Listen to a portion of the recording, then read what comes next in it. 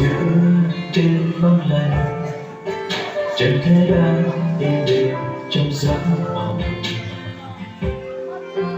Mọi người trong cơn say, nào ai có để ý một vị vua thiên liêng dù thế gian lặng người.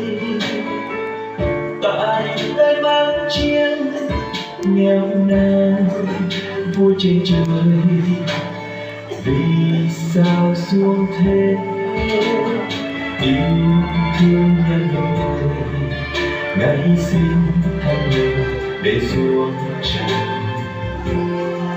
Vì ngài yêu thương tôi và ngài yêu thương anh, ngài lìa ngôi cao sang chẳng tiếc chi thân vàng, đem tình yêu vô biên vào trần gian cứu muôn người.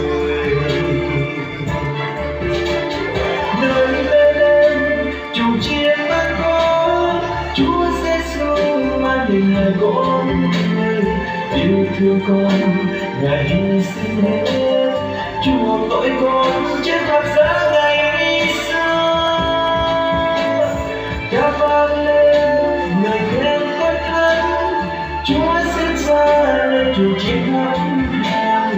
Nơi Bethlehem mùa đông ngập đó, Chúa Giêsu xuống thế gian vì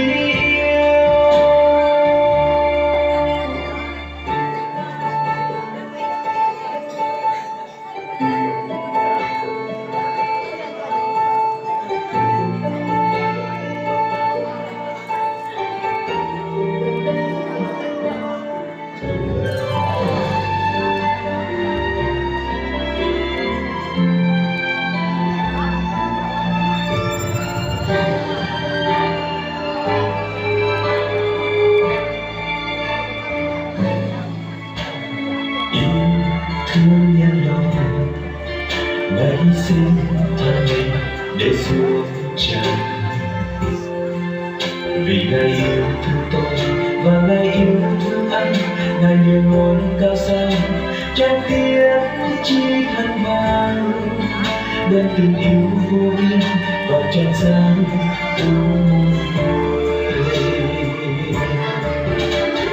Nơi Bethlehem chùm chiên mang có Chúa Giêsu mang hình hài con người, yêu thương con ngài hy sinh hết chuộc tội con trên thập giá ngày xưa.